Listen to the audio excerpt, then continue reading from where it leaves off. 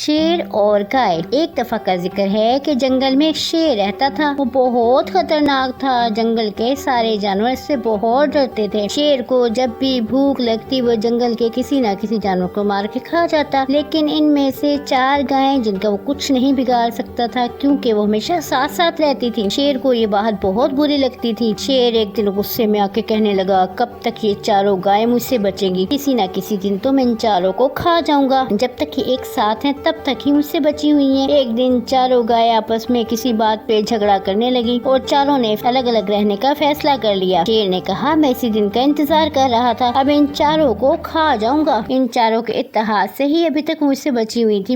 اب ان 4 نے الگ الگ ہو کے اپنے آپ کو میرے حوالے کر دیا ہے، اس لیے شیر نے سب کو ایک ایک کر کے کھا لیا۔ اس کہانی سے ہمیں یہ سبق ملتا ہے کہ اتحاد میں برکت ہے۔ اگر وہ گائیں اکٹھی رہتی تو کبھی بھی شیر کو یہ موقع نہ ملتا کہ وہ ان کو کھا لیتا۔